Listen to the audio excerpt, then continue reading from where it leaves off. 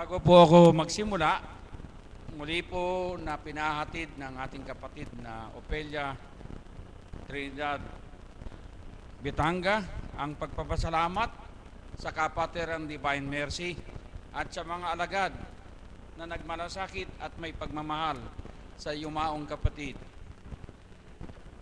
si Kuya Mike.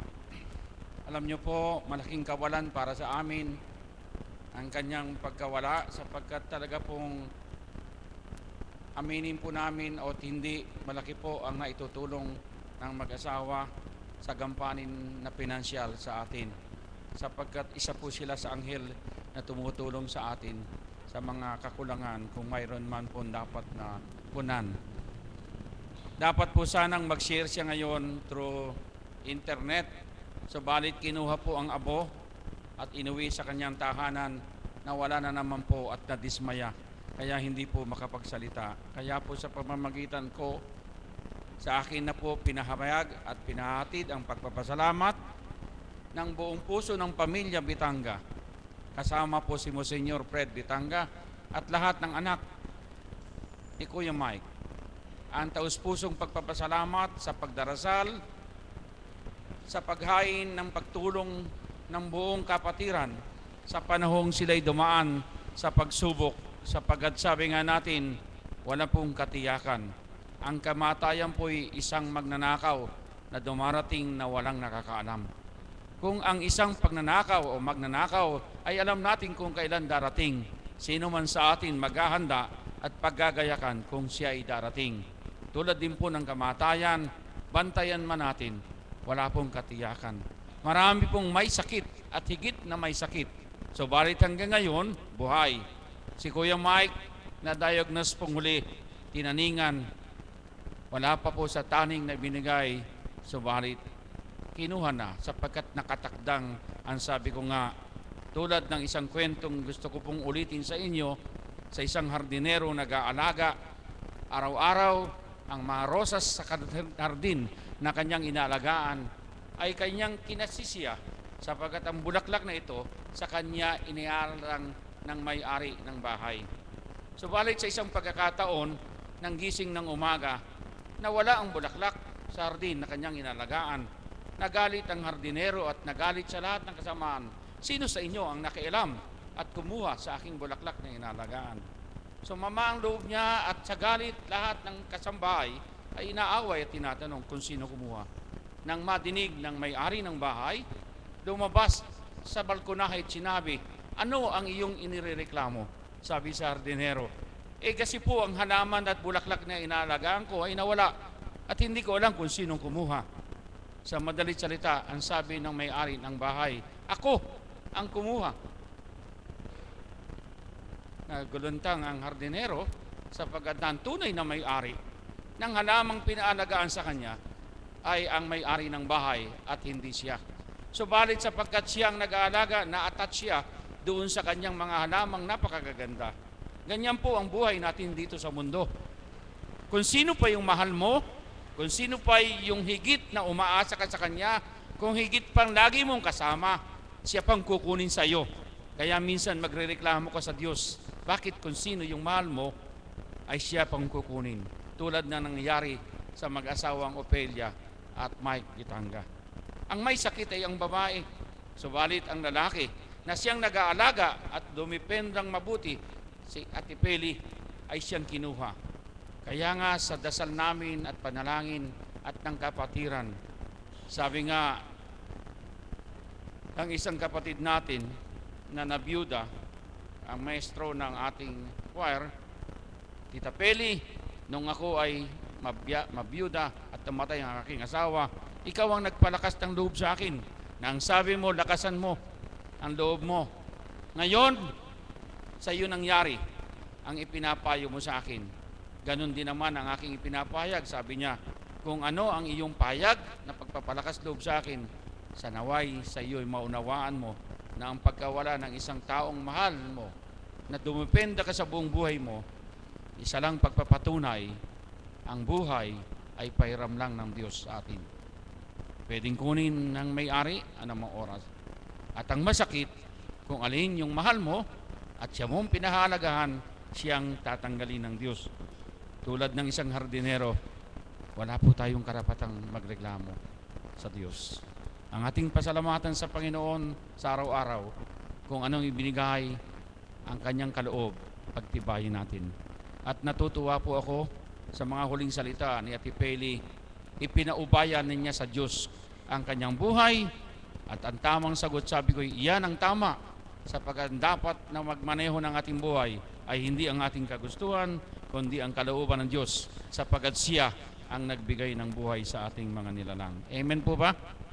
Oh. Sa isang pagninilay pa po, kanina nag-uusap kami hanggang bago ako magsalita, ay sa ating pong kapatiran, mapapansin po natin na sa isang pagkakataon, lalo na sa gabi, parang kumakaunti. Ang sabi ko nga, kulang sa pagpapalalim.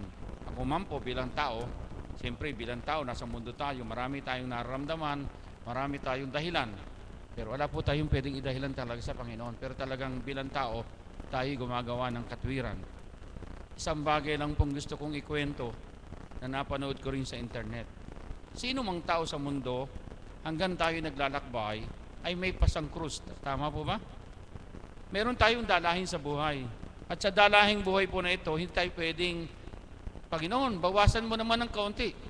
Hindi ko kaya eh. Anong ginawa nung may pasa na krus? Nilagari. Di nagdala, tuloy pa rin. Nabibigatan pa rin. Reklamo ng reklamo sa buhay. Di binawasan pa rin. Pinahintulutan ng Panginoon Diyos na lahat ng ginagawa niya masunod.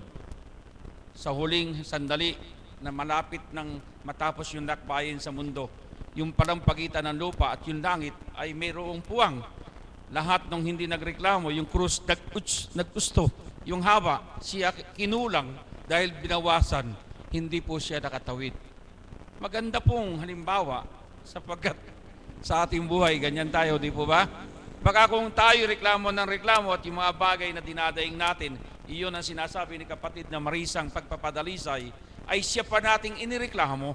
Yung hirap na dinadala natin, isang pagpapadalisay na hindi ibibigay ng Diyos. Sa salita ng banal na Espiritu ng ating mahal na Apo nung nakaraan na kinarito, maliwanag, sukat at tinimbang ka nung ikaw ay isilang. Kaya alam ng Diyos kung ano ang sukat at timbang mo na kaya mong dalhin anuman ang ibibigay sa inang Panginoon. Amen po? So, medyo humaba po ng konti yung aking paliwanag. Kailangan po natin ang pagpapalalim dahil tinutokso ko ng mga kapatid kong alagad na Kuya Tito Rick. Malapit na ang birthday mo. Ay mayroon bang mangyayari? Ang sagot ko ay sa kalooban ng Diyos, ayokong ako magplano. Kung iluloob ng Diyos, magkakaroon tayo ng retreat pero hindi overnight. Pwedeng mangyari ay talakayan. At ang magsasalita, tiga Divine Mercy rin, na mga pipiliing magpapahayag ng katuparan paano tayo lalalim. Alam niyo po sa halimbawang naibigay ko nung nakaraan kayo nagsabi, tayo po ay mayroong kandila o lampara. Tama po ba? Tumanggap tayo ng liwanag. Ang liwanag ay ang Espiritu Santo. Ang lamparang tinanggap natin ay ang ating sarili. Kung paano ang ating bilang kandila o bilang isang lampara, paano natin liliwanagan na ang liwanag na binigay ng Espiritu Santo sa pamamagitan ng Apo Kunching ay pare-parehas dating tinanggap. Wala pong pagkakaiba. Kung anong tinanggap namin, tinanggap ninyong tagasunod, tinanggap ng CAPS, tinanggap ng lahat ng taong dito'y nananampalataya. Ang isa pong question doon sa pagitan ng liwanag at ng lamparang ating hawak ay pananampalataya. Yung langis. Ang langis po nauubos. Tama? Kapag po yung langis ay nanghina, aandap-andap ang liwanag. Tama po ba? At pag nawala at hindi nyo dinagdagan, pwedeng mamatay. Kaya pwedeng manghina. Pwedeng mawala tayo dito. Hindi tayo bumalik dito sa ating chapel. Ang kahinaan po ng hindi natin pagdating sa oras ng gampanin ay isang pagpapaliwanag na ang langis na taglay ng isa ay siguradong sayad o kapos. Kaya ilan-ilan tayo dito.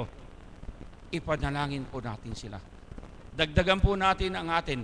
Kaya po kanina nung pinakikinggan ko yung panalangin ng kapatid na Marisa, nakapikit ako. Hindi po ako dumidilat kasi gusto kong damdamin lahat ng sinasabi. Lumapit yung isang kapatid ko na Alagad ang sabi, Tito Rick, hindi mo nakita yung bata, kalabit ng kalabit.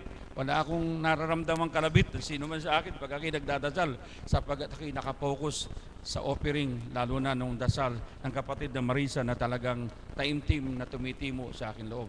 Kasi po pag ako'y nakadilat, na-abstract ako eh. Pwedeng ako'y mawala, o kaya kung minsan sabi ko nga, masarap po yung nasa unahan eh.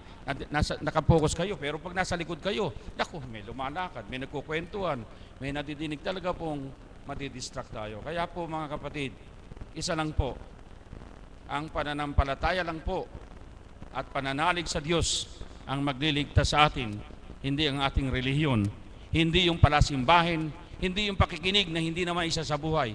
Kapag ang ating pananampalataya at ang pamumuhay natin ay hindi ayon sa kalooban ng Diyos, hindi po tayo makatatawid sa buhay at makakarating sa pinangako ng ating divine mercy. Sa gawing ito, buhay na Diyos, inihiling naming patnubayan mo ang tatlong magbibigay pahayag kung paano nila nadamasa sa kanilang sarili ang kalaliman ng kanilang pananampalataya mula sa kay kapatid na Eli Turla. Palakpakan po natin si kapatid na Eli. Ay, kasama ko po ito sa kwan. Kasi hindi ko alam na Turla apelido. Isang magandang umaga po sa inyo sa gabing ito. Nais ko lang pong balikan ang mga pangyayari sa buhay ko po sa pagkakatungo dito. Nung pong ako'y bago po dito, talaga pong nung una, doon po sa kondisyon ko po na nung pong ako'y malala na, bukod po sa karamdaman na dumating sa buhay ko po, ang lagi po sinasabi sa akin ni Apo, laban. Noon po, bukod po sa karamdaman, ako po ay naninigas po pagka sinusumpong po ako ng dumarating sa pamumuhay ko. Isang beses po na ako'y sinumpong ng paninigas. Lagi po kaming, ang misis ko po, dito po kami tumatakbo lagi. Hindi po ako nagkukuhan sa ospital na ako'y dalhin sa ospital. Dahil po ang pananalig ko po nais ko pong kung ako ay mamamatay, nais ko po sa piling ng Panginoon. Kaya nung minsan po na kami pong dalawa ng misis ko nandito sa harapan at kami po nakaluhod dito, nagpadama po sa akin ang mahal na birhen. Wala pong kasing tulad na kasing bango ang ipinaamoy po niya sa akin noong pong oras na yon. Wala pong talagang kasing tulad ng ipinadama niyang kabanguhan at siya po ay nagpahawak po sa akin. Buong gala ko po na naramdaman yung kalakasan ng oras na yon.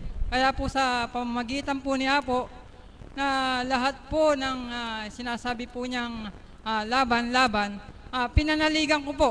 Kaya po sa awa po ng Panginoon Diyos, nagtuloy-tuloy po yung kalakasan na ipinagkaloob po niya sa akin. Kaya magbuhat po noon, talaga pong ipinangako ko sa sarili ko na dito na po ako mananahan. Kaya magbuhat po noon talaga pong talagang binigay ko na po na sana po makapagsilbi po ako ng lubos. At unang-una ko pong inasam nung pong ako'y hindi pa nakapagdadrive. Ang sabi ko po ipagkaloob sana na ako po ay makapag-drive sa pagmumotor at para po yung mga inaasahan kong mga tao na ibig na pong magsawa sa kakahatid dito sa akin, hindi na po sila ang maasahan ko. Ipinagkaloob po sa akin ito at pangalawa pong hiniling ko, nung nakapagdadrive na po ako, yung pong sana po makatagal po ako sa pagbibigil. Sa awa po ng Panginoon Diyos, nung pinagkaloob na po yun, hanggang sa ngayon po, hindi po ako natitigil sa pagsama-sama sa pagpibigil namin nila at Tito Rick. Kaya ang lubos po ang pasasalamat ko sa Panginoon sa lahat-lahat po ng ipinagkaloob niyang kabutihan at pag, pagmamalasakit po sa buhay namin. At sa pamagitan po ni Apo, maraming salamat po sa lahat po ng kaloob niya. Maraming salamat po. Salamat kapatid. Kasi tingnan nyo nga po, kasi sabi ko nga sa inyo, ang ating chapel ay isang muog na parang lighthouse. Pag naghihina kayo, naliligaw, nawawalan ng lakas, hanapin nyong pumunta sa lighthouse dito po sa chapel. Marirevive kayo. May bigyan kayo ng lakas. Totoo pong sa mundo, sabi ko nga, talaga pong hindi tayo pwedeng magsalita na wala naman tayong nasa langit. Lahat po tayo may pangangailangang personal na pera, pagkain, pangangailangan na parating mabuhay. Kasama po yan sa buhay ng ating pakikibaka. Pero po yung lakas na ibibigay sa pagpunta natin dito sa Divine Mercy, sa pagkakakinig ng salita ng banal na Espiritu sa pamamagitan ng Apo Kunching, marirevive po yung tinatawag kong kahinaan ng langis na kailangan sa ating pananampalataya. Amen po? Okay. Ang susunod po ay isa rin pong Eli. Si kapatid na Eli Mananghaya.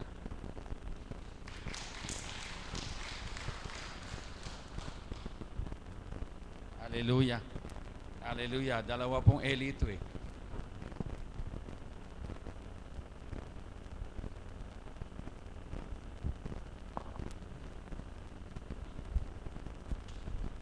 Magandang umaga po sa inyong lahat. Akala ko pangatlo ako eh. Nasaan po si kapatid na Ana? May Eli na pala eh. Magandang umaga po muli at maraming salamat. Nung nakaraan ay ako naman ang MC dito. Ngayon naman ginawa akong sharer. Marami na akong na-share dito na nangyari sa buhay ko. Pero bago ang lahat ay nais kong bumati ng magandang umaga sa mga alagad at lalo na kay Apo Kunching. Napakaganda ng tinura ni kapatid na Rick habang ako'y nakikinig sa labas. At dun sa kanyang mga sinabi, nais kong i-share yung mga nangyari sa amin a few days ago. Kasi dun sa kanyang kwento na ang krus na pinapasan, pinuputol dahil nabibigatan. Sa aking buhay, na laging pinipilit ng misis ko na putulin yung krus na daladala ko, ayoko naman putulin, gusto ko habaan pa, gusto ko dagdagan pa o pabigatan pa. Kasi nangyari na sa buhay ko yung masyado akong nagaanan nung mga panahon na bago lang akong naglilingkod rito. Walang hindi ibinibigay ang Diyos sa mga hinihiling ko. Dumarating siya, hindi ko pa man hinihiling. Kaya nung mga panahon na ako'y nasa abroad, medyo magaan. Magaan ang buhay ko. Magaan lahat ang dinadala ko dahil hindi lang yun sa malaking kumita, kundi magaan ang paglapit ng mga grasya na ipinagkakaloob ng Diyos. Nung ako'y maglingkod na rito ng mga ilang panahon na nang magmula akong maging CAPS, hindi naman niya inaalis yung paglilingkod ko dito, bagkos marami pang trabaho na ibinibigay sa akin at marami pang problema na ipinapapasan sa akin ng Diyos. Sa totoo lang, kahit linggo, meron akong trabaho na ayaw na ng misis ko. Pilit niyang inaalis. Nung Monday, kadarating ko lang galing ng Batangas, nag-away kaming dalawa. Kasi hindi ko matanggihan yung mga trabahong kailangan kong gawin. Kailangan kong gampanan. Ang sabi niya sa akin ay, tama na. Alam kong pagod ka na. Pero sa akin, sabi ko nga, ang ibinibigay ng Diyos na hirap sa'yo ay siyang nagpapatatag sa'yo. Huwag mong alisin. Kung iyon ang ipinapasan sa'yo ng Diyos, pasanin mo ng maluwag sa loob mo. Kaya gano'n na lang ang nangyayari sa akin dahil sa, sabi ko nga sa kanya, basta't nandiyan ka sa piling ko, ako si Superman sa buhay mo. Sabi ko sa kanya, hindi ako ang nabibigatan, siya ang nabibigatan. Nasa may business ko, nandiyan ba? Kapatid na Pilar, halika lang sandali. Kasi masyado siyang nahihirapan dahil sa pinapasan ko. Pero ang hindi niya alam, habang pinapasan ko yun, nang dahil sa kanya, mas gumagaan ang daladala ko. Kasi yung pinapasan ko sa buhay ko ay para sa pamilya ko at sa mahal ko sa buhay. Ang sabi ko sa kanya, habang ako'y nawawala sa iyo, nalalaman mo kung paano kang tatayo sa sarili mong paa. Kung paano kang gagalaw sa sarili mo. Huwag yung lagi lang na ako'y nandyan sa tabi mo. Sabi ko nga sa kanya, kahit yung pamamalengke, hindi ko na pinapapasan sa iyo. Darating ako galing ng trabaho, magte-text ka kung anong kailangan sa bahay, dala-dala ko bago ako umuwi. Pati yun, inalis ko sa kanya. Ako ang gumaganap, pati yun. Kung maaari lang pati pagluluto sa bahay, gampan ako pagkatapos sa trabaho eh. Alang-alang lang sa kanya. Kaya lang sabi niya, masyado nang ako'y nabibigatan. Pero ang hindi alam, na yun ang ibinibigay sa akin ng Diyos eh. Yung paglayo ko dito, kung minsan, sabi ko nga, medyo malaki din yung nagiging pagkukulang ko sa gampanin sapagkat napakadalang ko ditong pumunta. Lagi lang ako nandito pagka emergency. Tatawag si Chris, may sirang ganun, may sirang ganito. Tatawag yung cops, may kailangan gawin dito, kailangan gawin doon. Nandyan po ako anytime. Pero yung araw-araw na gawain dito, iba yung ipinapapasan sa akin ng Diyos. At yung lahat ng bagay na ipinapasan sa akin na yun ng Diyos, tanggap ko siya. Sabi ko nga, kumisan ang tao, kailangan din palang nagkukulang at nagkakamali. Kasi sa pagkukulang mo at pagkakamali, sa paglayo ko dito, habang ako'y sa iba nagtatrabaho, dun mo nakikita at nami-miss yung gampanin mo dito. Kaya sabi ko nga, paulit-ulit kong sinasabi, anuman ang mabigat na trabaho ko kahit saan, basta't para sa gawain dito, hinding-hindi ako mawawala. Kaya, ang biyaya ng Diyos sa amin ay gano'n na lang. Kasi sabi ko sa kanya, gagraduate yung dalawang anak namin, isang high school, isang college. Sabi ko sa kanya, kailangan ko magtrabaho. Dahil hindi naman tayo yung taong may pera. Kailangan lang nating gumanap para magkaroon tayo ng pera. Pero, sabi nga, nang dahil sa pananalig ko sa Diyos at paniniwala sa Kanya, isang buwan pa lang, bago mangyayari yon, hawak-hawak ko na yung para doon. Ipinagkakaloob na ng Diyos yun. Kaya sabi ko sa kanya, sabi ko nga sa misis ko, ano man yung gagastusin ng mga anak mo, huwag mo nang problemahin. Nakalaan na. At yun ay hindi ako ang naglaan, ang Diyos. Kung baga, ang laging sinasabi ng mahal na apo noon habang ako'y naglilingkod dito, tandaan mo kapatid, may ganti ang Diyos sa lahat ng ginagampanan mo. At iyon ang lagi kong pinanghahawakan. Kasi, nung mga panahon na ginagawa ang altar na ito, talagang halos lumuha kami ng bato. Hindi lang dun sa paiba-iba ng gagawin o yung pag-iintindi kung saan siya ilalagay. Na, kung mga 6 na beses siguro, inulit yung linya nito ng kuryente. Ako lang ang gumagawa at yung isang helper ko. Pero nang dahil sa patnubay ng Diyos, ayan, nakalagay lahat yan. Nanggaling yan sa kamay ko. Ang liwanag na nakikita nyo rito ay nanggaling sa kamay ko. Pero yung pinapasan sa akin ng Diyos na yon, ngayon siya nagbubunga. Iyon yung pangako ng banal na Espiritu na darating ang araw, luluwag at luluwag ka. Kaya, doon ko nakikita na ang patnubay ng Diyos at ang buhay na Diyos dahil sa kabila ng kahit na ako ay nagkukulang at nagkakasala, andyan siya.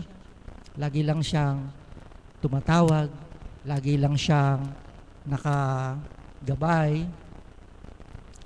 Kung sa pagkukulang mo, marirealize mo siya na ano ba yung dapat. Dahil kung hindi ka magkakamali, hindi mo marirealize kung ano yung tama. At kung saan ka nadadapa, dapat doon ka rin tatayo. Nung ako ay magkulang dito sa kapatiran, nung ako muling magbalik sa abroad, last 2004, bumalik ako sa abroad, doon ko na hinanap ang salita ng Diyos dahil kay Apo Conching. Sabi ko nga, nung bago ako bumalik dito, lagi ako nagte-text kay Apo, pero dahil sa kanyang sobrang busy, paminsan-minsan lang niya akong masagot.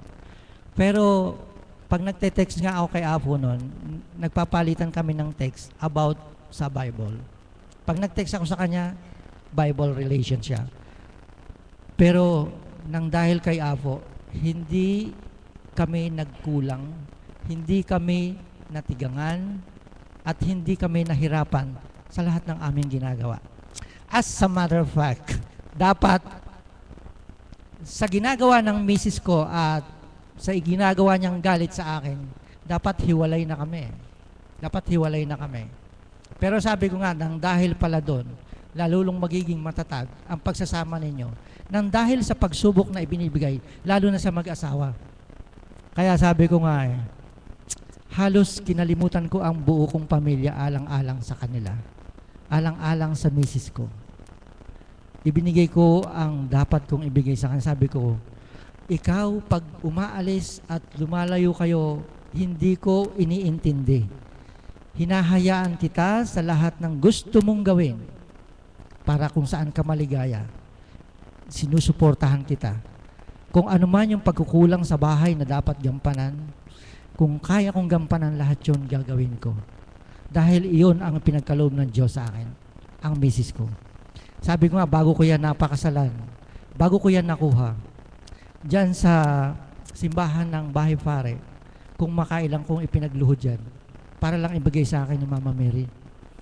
Kaya ngayon, sabi ko nga sa kanya, kung ginagawa ko man ito para sa'yo, dahil ipinagkaloob ka ng Diyos para maging asawa ko.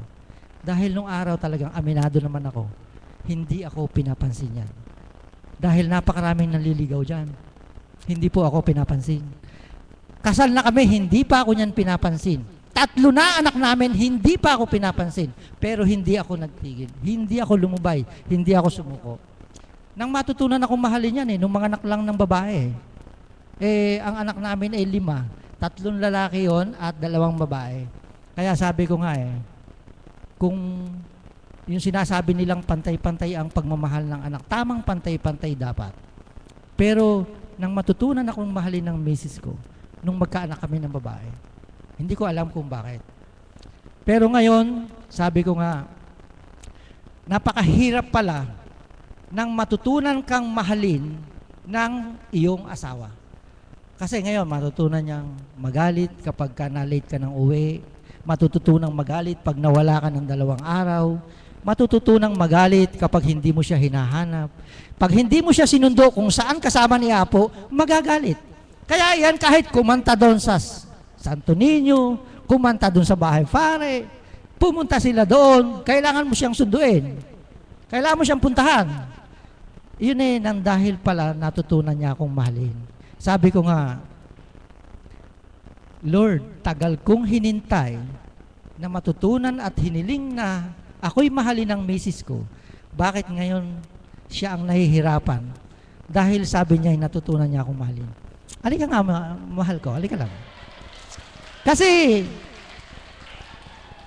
baka kasi ang sabihin nila nagbibiro ako.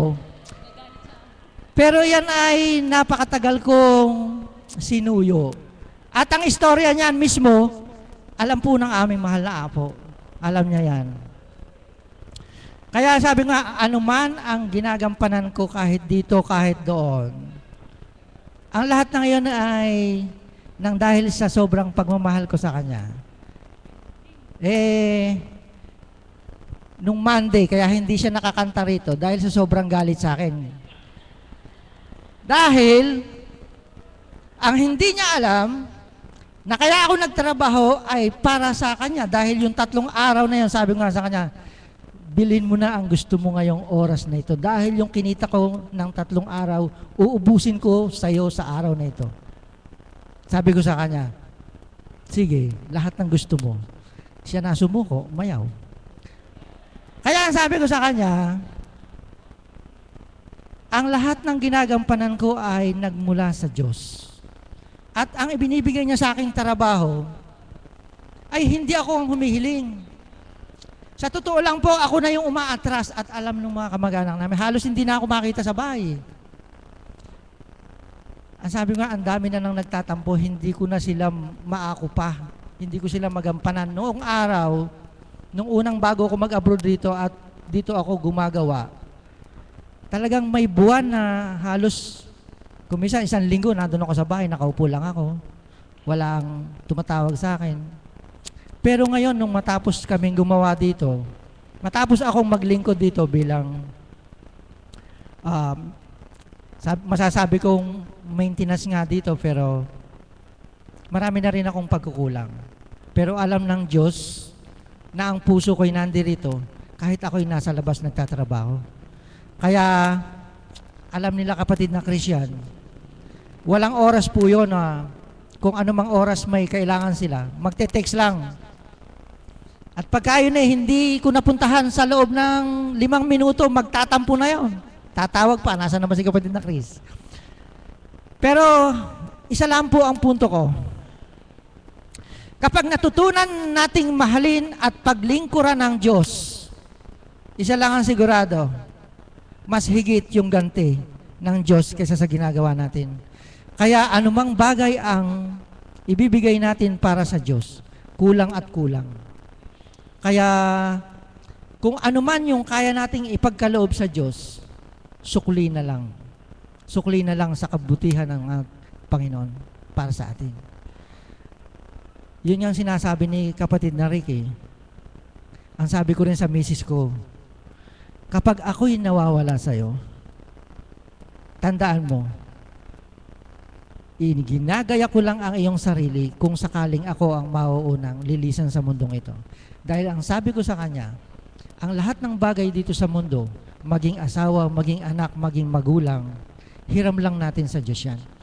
Higit sa lahat, pati ang ating buhay ay hiram lang. Ano man ang ating kasasapitan dahil sa ating mga edad, medyo may edad na rin po. Nakita nyo lang medyo bata, no? Pero 51 na po ako. Kaya sabi ko nga sa kanya, kung ako man ay mauunang mawawala, huwag kang magtatampo sa Diyos. Kaya ako, kung minsan, nung matutunan niya akong mahalin, ako naman yung pilit na lumalayo. Kasi pag hindi ko siya tinuruan sa ganong bagay, lalo niya akong hinahanap at naghihirap ang kanyang kalooban. Sabi ko, andyan si Apo, diyan ka. Andyan ang kapatiran, diyan ka. Mas magiging masaya ka dyan kaysa sa akin. Kahit ako'y asawa mo, mas higit ang Diyos na unahin mo. Dahil ang sabi ko sa kanya, kapag para sa paglilingkod, kayang-kaya kitang iwan, kahit ang buong pamilya. Dahil ang unang target ng tao dapat sa mundo ay ang makapaglingkod sa Diyos, hindi sa kapwa, hindi sa mahal sa buhay. Dahil kung ang mahal mo lamang sa buhay ang paglilingkuran mo, walang kwenta para sa Diyos.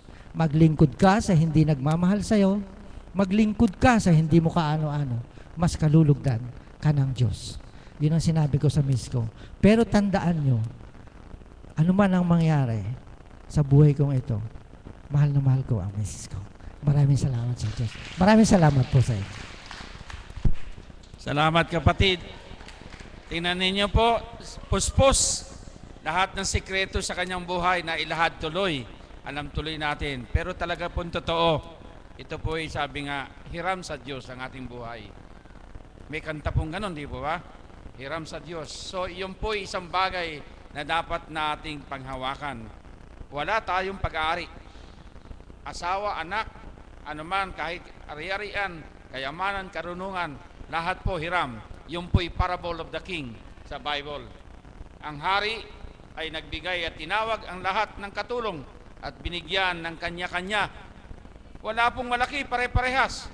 Subalit, nung isulit nang bumalik ang hari, may nagsauli ng pera, may nagtago, mayroong hinatakot, di po ba? Sa kwento ng parables of the king. Ganyan po ang buhay. Ang Diyos, hindi po pinipili. Minsan nagre-reklamo tayo, sasabihin natin, bakit siya ganun, mayaman? Ba't ako mahirap? Alam niyo po, sabi nga natin, kung ano'y pagkaloob. Naalala ko po yung sabi ng mahal na Apo, na hindi lahat ng karangalan ang kayamanan ay mula sa Diyos. Natatandaan niyo po yun? Hindi po lahat ng karangalan at kayamanan at kapangyarihan ay mula sa banal na Espiritu at sa Panginoon. Maaring ang karangalan, maaring ang kayamanan ay sa masamang espiritu na natutuwa siya sapagkat siya ay nagamit. Tingnan niyo po yung mga yumaman, nang hindi po talagang pinagkaloob ng Diyos, wala rin po nangyayari, nawawala rin. Ang tunay na yaman ay ang ating pagkakilala. Sabi ko nga, kung hindi kay Apo Kunching, nasaan kaya tayo? Ligaw po tayo lahat. At totoo lang, pag nanonood ako ng television, nakikinig dun sa ibang reliyon na nagsasalita, talaga ang tao, makikita nyo pong uhaw na uhaw. Naghahanap ng liwanag, naghahanap ng kasagutan at tugon. Subalit sabi ko nga, Panginoon, iisa ka lang namin tinatawagan. Sana matagpuan nila ang landas at liwanag. At tayo po'y napakapalad. Iilan lang tayo. Sabi nga ng Apo, garampot lang. Kung i-compare sa ibang sekta at ibang reliyon, hindi naman tayo ibang sekta kundi Katoliko.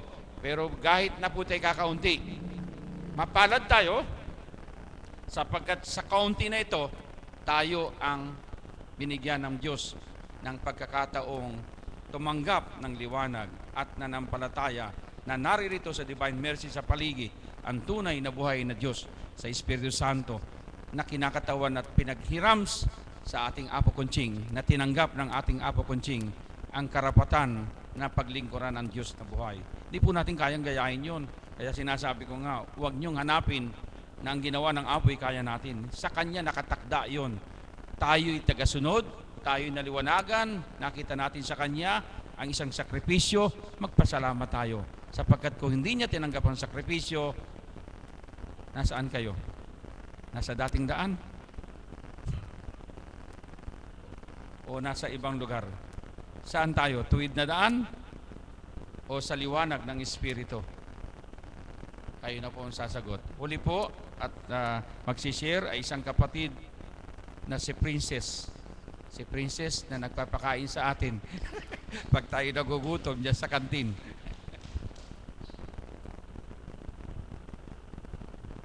Isang mapagpalang umaga po sa gabing ito sa buong kapatiran, sa IT, mga Cubs, choir, alagad, sa mahal na Apo. Gayon din po sa mga nanonood sa internet.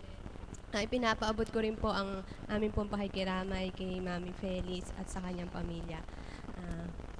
Actually, dapat po ako yung facilitator, kaya lang si Tito Rick hindi po pwede nung sa Saturday, kaya siya po muna, tapos naging sharer lang po ako. Ibabahagi ko lang po ang pagpapasalamat po sa Panginoon sa mga biyayang ipinagkakalob niya po sa amin sa bawat araw. Salamat po sa Ama dahil ipinagkalob niya po yung dambanang ito na hindi lamang po yung sa mga pangangailangan pang kabuhayan, kundi pati po yung spiritual na pangangailangan po namin sa bawat araw ay pinagkakalob po niya. Nasa kabila po ng mga kahinaan, sa kabila po ng hindi pa ganun kalubos, subalit sa pamamagitan po ng mga pagdalisay na pinagkakalob ng Panginoon ay mas natututunan ko po kung papaano po mas magtiwala po sa Kanya. Na nung nakaraan po kasing Sabado po yun, ay nung Biyernes po, nung gabi nilagnat po ako, tapos po nung na rin po, nung Sabado, sinumpong po yung sikmura ko. Dun sa kaganapan po sa buhay ko po na yon, pinakita po ng Panginoon na mas dapat po akong magtiwala sa Kanya. Na hindi lamang po dun sa kaya ko, kundi mas hanapin ko pa po kung sa paraan po na nahihirapan ako, may binibigay po siyang pagdalisay sa akin na mas lalo po akong mas maging matatag.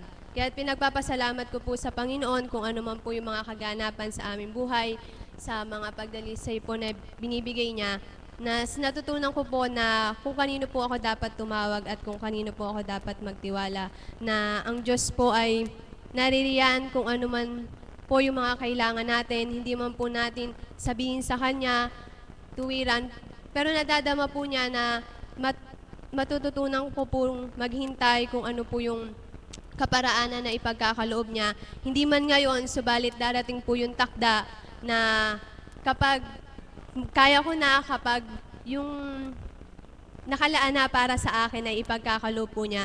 Kaya lubos po akong umaasa sa Panginoon na kung ano man po yung mga pangako niyang binigay sa akin, yung mga katuparan po ng mga pangarap ko, hindi man po ngayon, subalit nagtitiwala po ako na darating po yung takda na hindi ko man po hanapin, pero ipagkakaloob po niya yung inaasam po niya para sa atin.